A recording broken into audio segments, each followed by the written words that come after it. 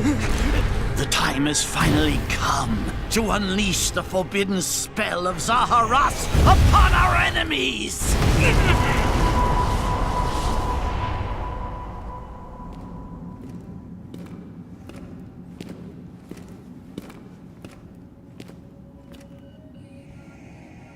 What were you thinking, charging right into an enemy's trap? As you and I are one, I too am trapped within this void. In time, our hearts and minds will cease to be. Are you prepared to die? I thought as much. I also do not wish to die. And yet... there is no other choice. You must join Smash. Huh? Join Smash Brothers already! What in the world are you waiting for?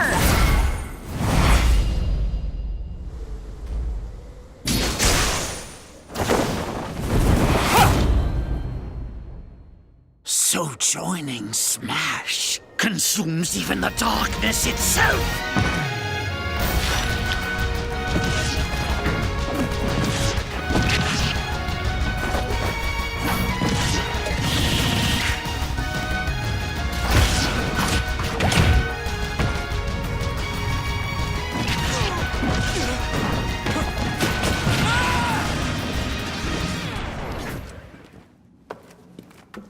So you return, and sooner than expected. I see. Too many swordsmen, are there? And you wield the sword as well? What will you do? Huh. So that is how you plan to win the day? So be it. I reward your cleverness this time.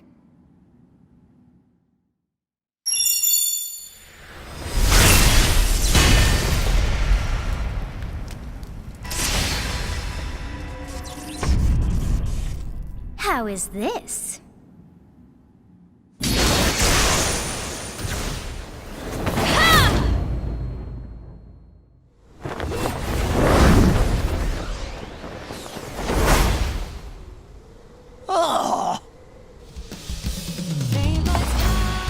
Of anyone, you should be able to handle the hero's relics. With Arid Fire, strike with superior reach. Use Amir's overwhelming power. Unleash the blinding speed of Failnaught. Along with the Sword of the Creator, each weapon matches a direction.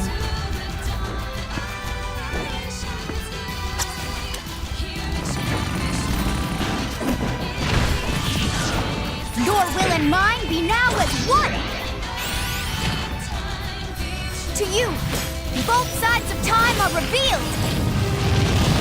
Through Smash, show the world!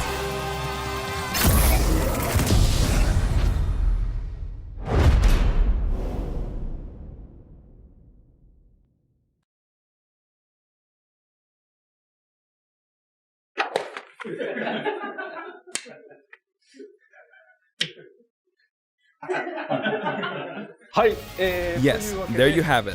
Byleth from Fire Emblem Three Houses is joining the battle. Fire Emblem Three Houses was released just last summer, so it's still very new.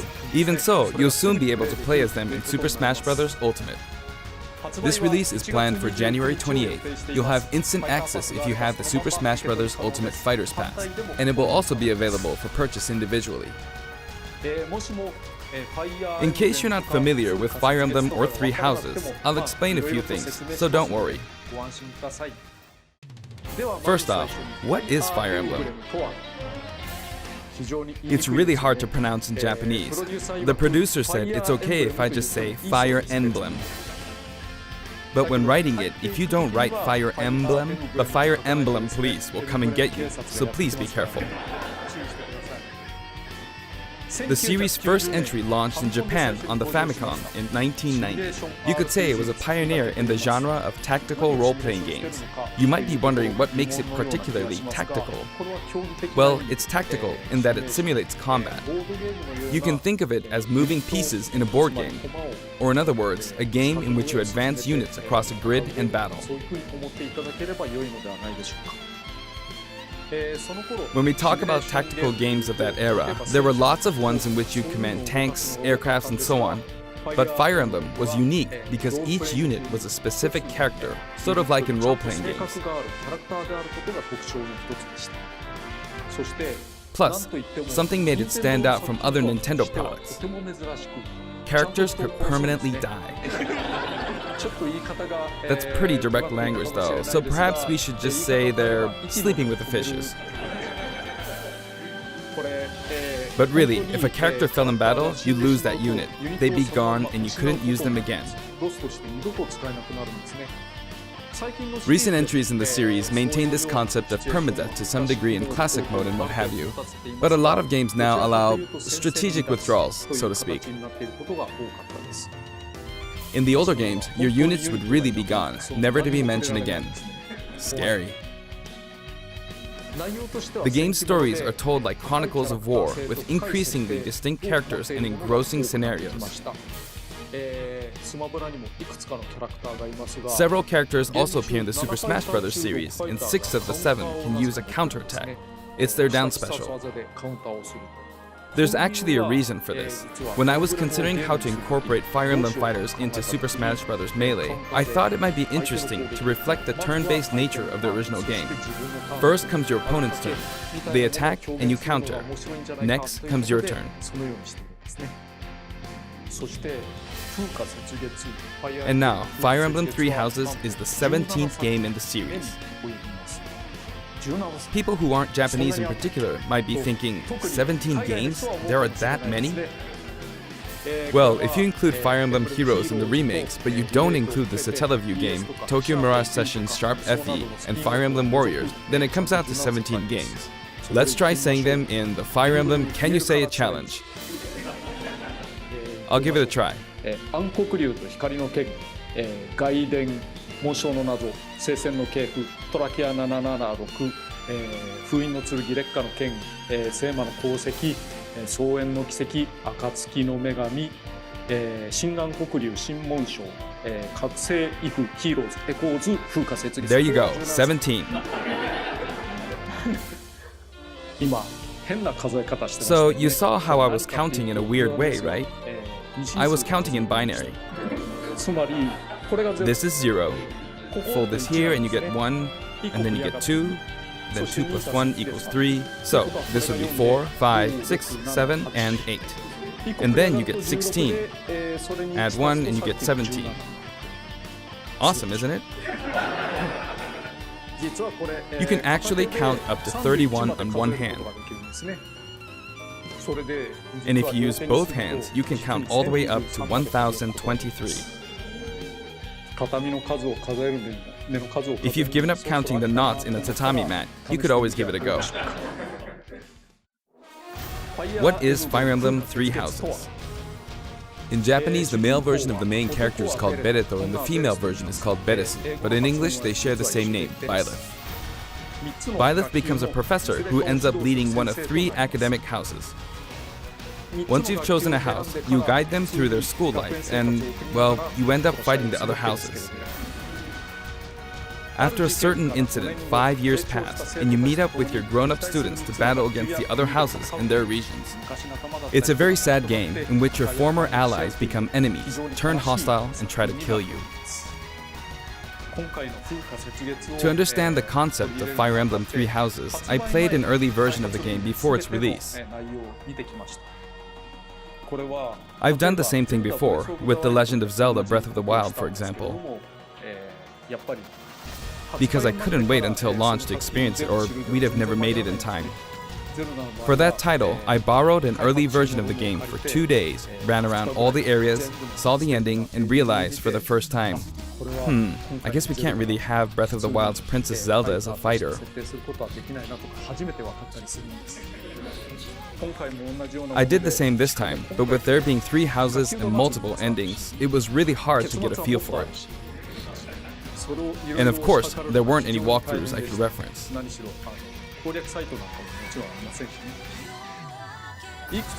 The game has multiple routes and the outcome of each is very different. Your experience will vary depending on the route you choose, and many of the characters you meet will adopt different roles in the story. I'll try to avoid spoilers when I'm talking about the fighter. I hope you'll understand. Before my demonstration, I should point out that when I did the Terry Bogard showcase video, I mentioned that it was recorded a month in advance. But this time, we have to account for the holidays and such, so we're filming 2 months in advance of this video's release. Right now, it's actually November. Therefore, some of what I'm about to show you might differ a bit from the finished version. As always, I'm using a special in-game camera and such for demonstration purposes. Here I go.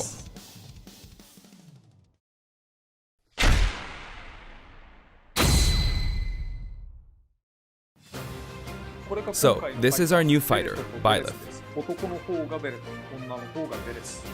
Sadly, they're lacking in mobility. It's maybe a bit better than Robin's, but that's about all you can say for them. Throws are not their strong point either. Their grab lacks range. But actually, you could say that they're distance demon. The hero's relic they use changes depending on the direction you input with the stick. Each of the hero's relics is a weapon that appears in Fire Emblem 3 houses. They look like bones, and there's a reason for that. First, let's talk about the weapon Byleth uses for upward inputs, the Sword of the Creator. The Sword of the Creator here is Byleth's default weapon. They use it for flurry attacks and tilt attacks, such as down tilt attacks, where it takes the form of a whip. They also use the sword for dash attacks and other moves. For their up smash attack, they'll whip the sword upward to launch enemies in the air. For their up air attack, they'll wave the whip sword overhead. The hit detection for this attack lasts for a relatively long time. The up special move is really something. The sword extends like this, allowing you to do things like this. It was pretty terrifying how I knocked him into the air with that attack. And in addition, you can do awful things like this. That said, you'll launch opponents upward until their damage reaches a certain percentage.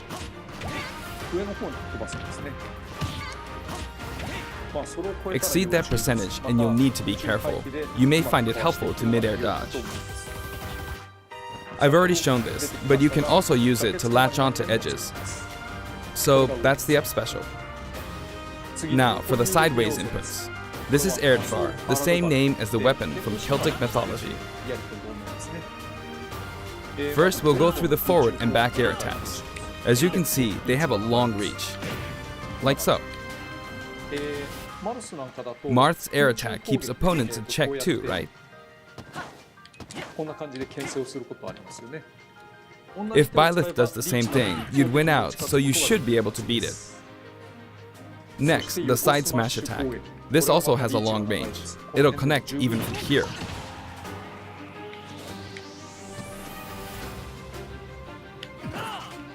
Also, if you add an upward tilt, it will be stronger. And if you've knocked an opponent down, the side attack won't hit unless you add a downward tilt to aim for them. By the way, the tip of the lance is more powerful. The shaft part is weaker, so it's not suited to close combat. It won't deal much damage, and it won't launch opponents far. That's why, as a rule, you want to hit with the blade part aimed upward, or downward in this case. Next, the side special move. Byleth will simply swing the lance like this, but again, it has excellent reach. For example, even when your opponent is at this distance, it'll still hit.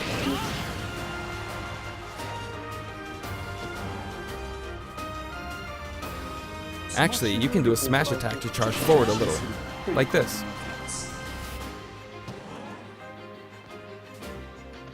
But as you'd expect, it can be easily shielded, so be careful. Use it in midair and you'll carve up a large area.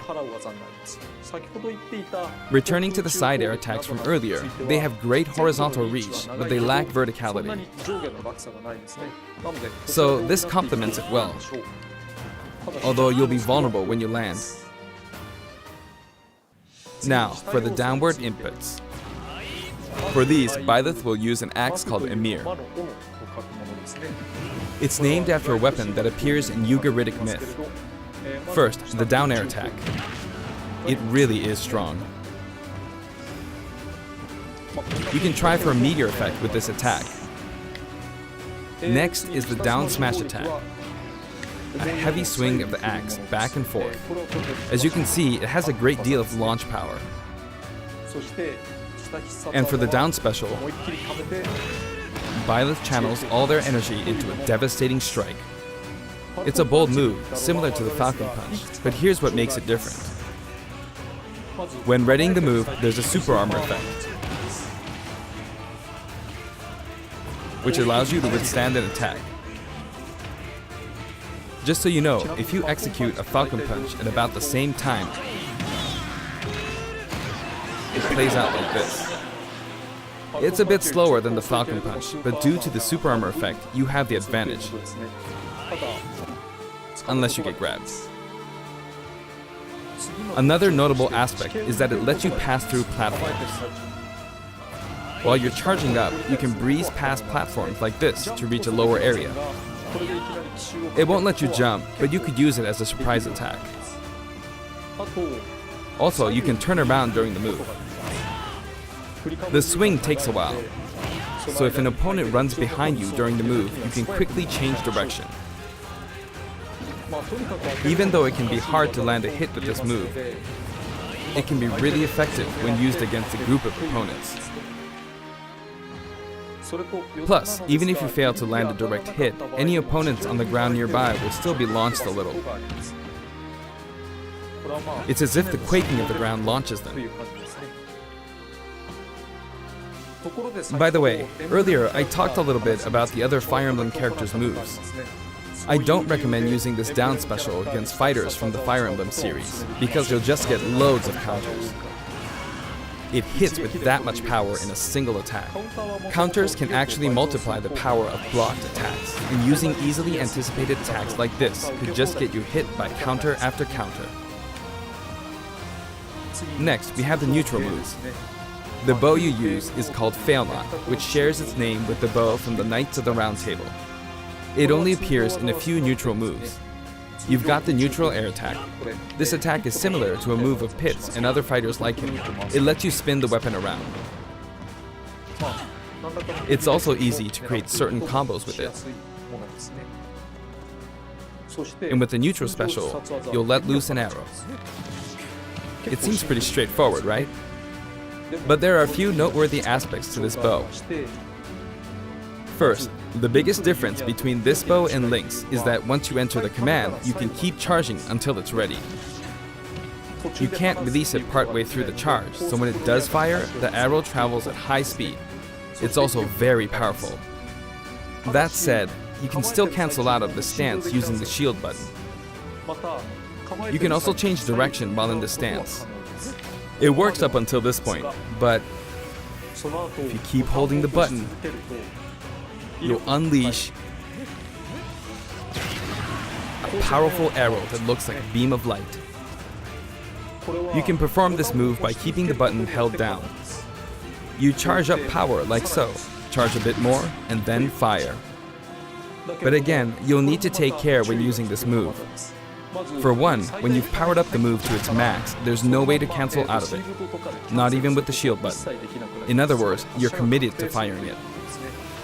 So you see, a situation like this is pretty terrible.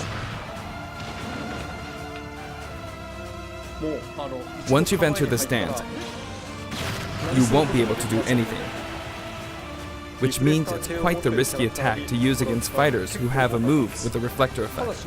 But you could always just aim into the fray, as it is, after all, a long-range move, letting you deal a sudden blow to opponents. So you need to think carefully when using this projectile weapon.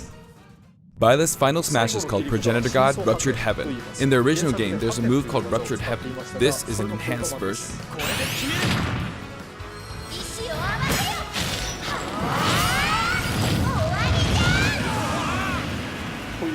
As you can see, you team up with the mysterious Tthe and launch an attack together.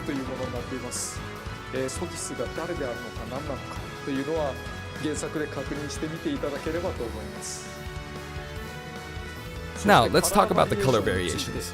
It's set up so that the default and odd-numbered color variations are male, while the even-numbered ones are female. However, the third, fourth, and fifth colors are, as you can see, reminiscent of the house leaders. Those of you who played the original game will of course understand what I'm referring to.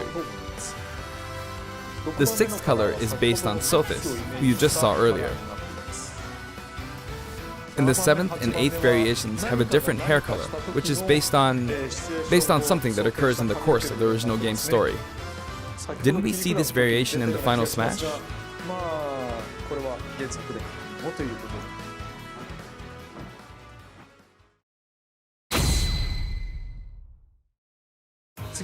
Next, I'll introduce the stage. For this one, we of course tried to recreate the place where you spend most of the game, Garreg Mach Monastery. This is how Garreg Mach Monastery is laid out in the original game.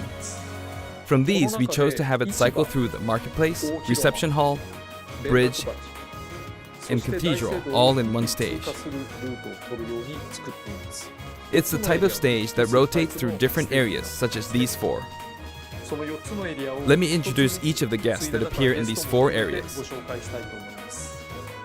The first area is the marketplace. I think this is where a lot of people come to do their shopping. The guests that appear here are students of the Blue Lion's house, Dimitri, Dedu, and Ingrid. Not Dimitri, Dudu, or Ingrid. Their names are a bit difficult to say. They're largely from the Holy Kingdom of Fargus. Since it's a kingdom, that means they have a monarchy. For that reason, I guess you could say Dimitri's the future king. He had quite a difficult life and may or may not end up with just one eye. He's an unfortunate one, that one. There are vendors on either side.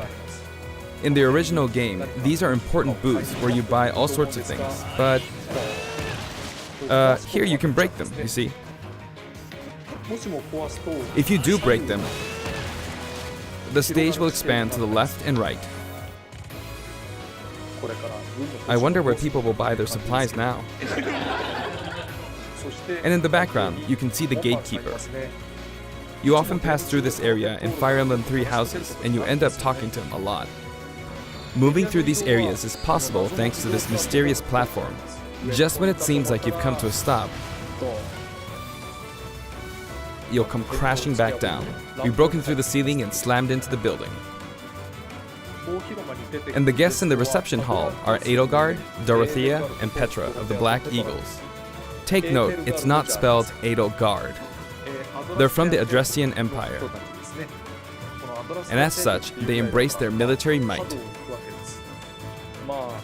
Edelgard is one of the characters who is central to the conflict.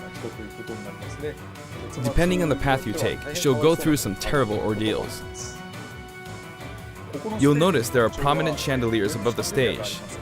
It's possible to knock them down. However, Byleth can't actually reach it, even though it's their stage. You can reach it with other fighters, though. So, it's nice if you can work your way up there by getting lucky and being launched up, or perhaps by using another fighter as a stepping stone. There we go, I made it. And you can knock it down. Also, you can break this table. Like so. Just like the sign that reads Furin Kazan in the Suzaku Castle stage, it can break if you launch the opponent into it at close range.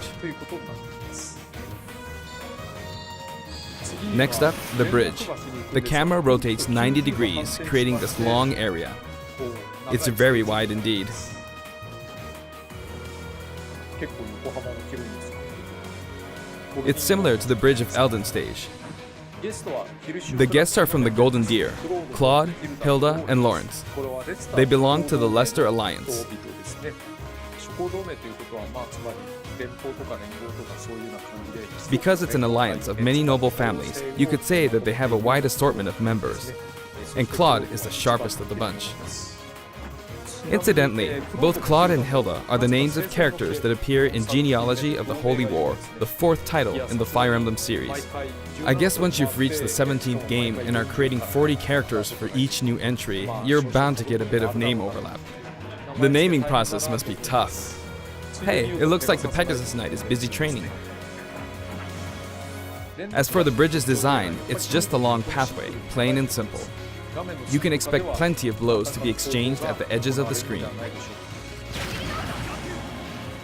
You could also say it's a place where the fail knot really shines, and in this sense, I think it suits the Golden Deer perfectly.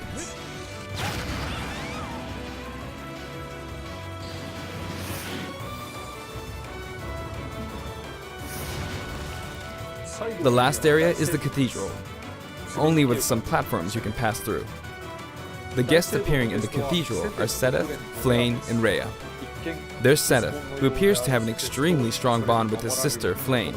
She seems to be under the protection of him and Rhea, who you can see fighting during the opening of Fire Emblem 3 Houses. All three have character quirks related to their true identities. I feel that Flayn might be saying shush at this point, so I'll leave it at that. This is a simple area of the stage. All it has are these platforms. Being the last area, it may be a place where some intense battles will be waged. It'll cycle through each location in about 2.5 minutes.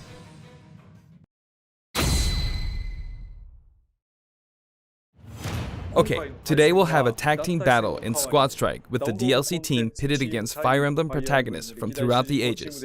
That'll give us precisely 5 players per side. Alright, here we go, Joker. Joker! And Hero! Gee, we really made a lot, huh? Banjo! By now, I think you know what I'm doing.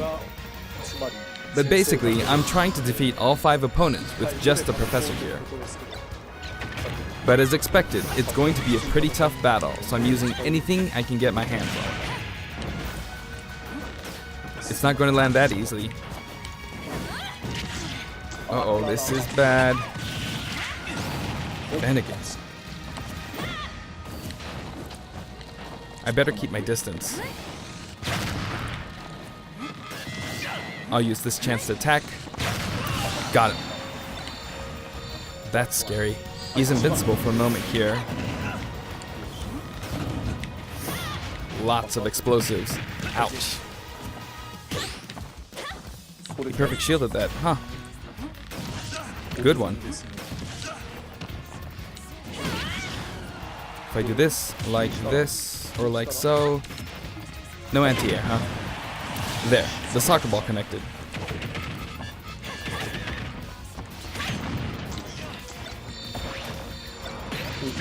Good, there's Mom. You're in a good spot, Mom. Ah, I shouldn't have taken that. Gardevoir. Well, I guess no one uses projectiles. At this point, it doesn't matter if Gardevoir's there or not.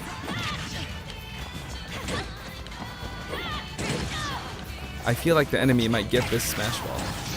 See? They got it. But I mustn't give up. I can't waste this chance. There's another smash ball. Yes, got it. Now! What are you charging up for?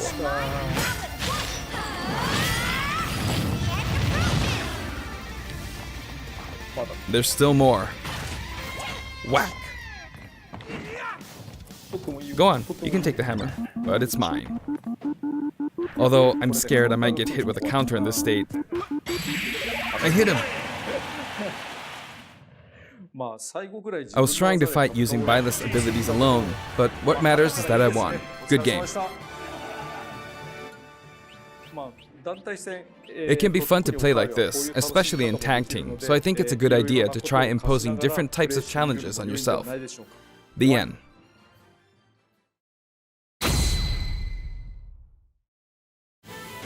Now, about the additional music.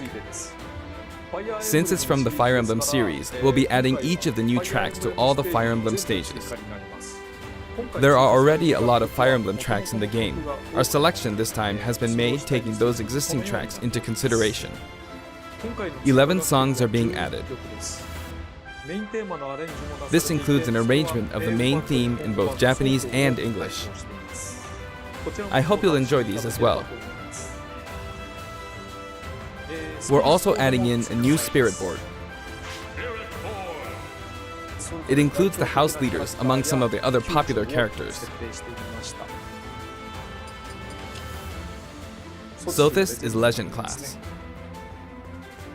Also, there's a new Classic Mode route, a Heroic Legacy, which is designed to let you enjoy classic Fire Emblem stages from throughout the series' history. The final battle is against Master Hand and Crazy Hand, but you'll find that something pretty amusing happens, so look forward to that. Now for the Mii Fighter costumes. Please take a look.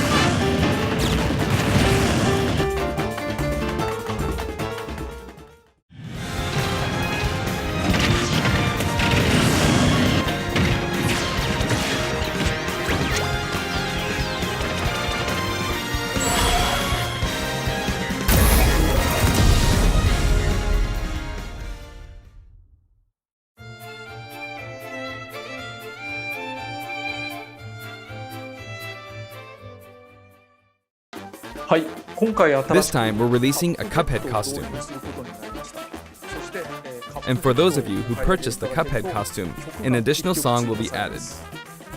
It's called Floral Fury, and it's the theme that plays when fighting Cagney Carnation. I hope you enjoy these as well. After purchasing a costume, I recommend using the sharing feature. If someone has created a Mii Fighter, you can play using the costume it's wearing immediately after you download it. And now, onto the amiibo. The color palette for Dark Samus looks pretty good, doesn't it? Dark Samus and Richter are planned for release on Friday, January 17th.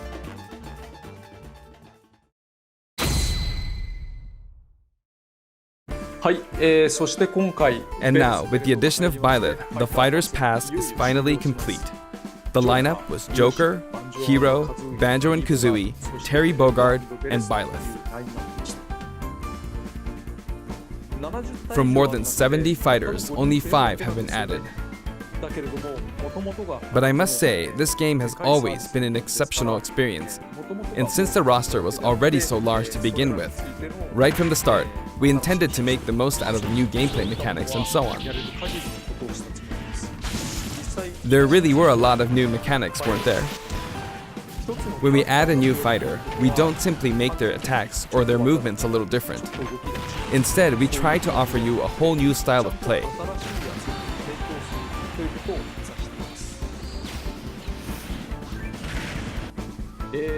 As I stated, we'll continue to release more DLC fighters down the line. I had thought that 1 or 2 might suffice, but, well, have a look.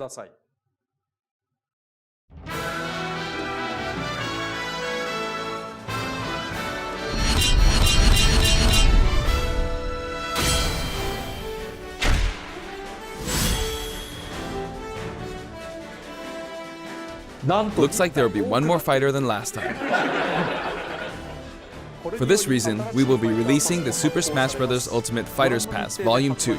It will be available for pre-purchase on the date shown, so please keep an eye out. And now that it's official, we intend to move ahead with development. Of course, like last time, the contents will remain unknown for now, and I'm personally very sorry that we have to release Fighters Pass Volume 2 when the details have yet to be revealed. Like last time, I'd be very grateful if, despite that, you would understand why and purchase it. Furthermore, the new additions have already been decided. Even if I receive many requests regarding potential candidates on Twitter, I'm afraid it would be very hard to consider them. But I still hope you'll look forward to it. We're also including a bonus with Fighters Pass Volume 2. Last time, it was a Rex costume. But this time, here's what we have.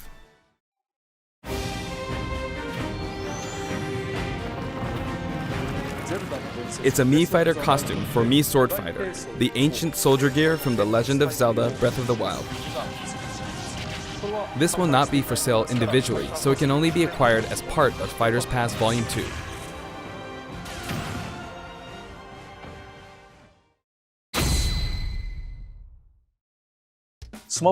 It's been reported that Super Smash Bros. Ultimate is the highest-selling fighting game in the world.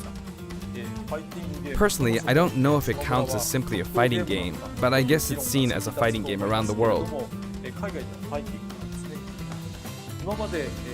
Seems like Street Fighter 2 was in the lead for a while, but now Super Smash Bros. Ultimate has surpassed it in total sales. However, I'm not sure if this is accurate. There were 5 versions of Street Fighter 2, or 6 to 7 if we really want to get into the weeds. Plus, there's the arcade versions and the 25 ports to other systems, so I don't know if that's been accounted for. Also, I don't know if that really qualifies as one game. It's up for discussion. So, who knows? But when it comes to a single piece of software, it seems like Super Smash Bros. Ultimate is number 1. Although, I still don't know if it can really be called just a fighting game. I feel like it's become more than a fighting game, some sort of celebration of gaming or something else entirely. Also, I feel a deep attachment to the 5 DLC fighters.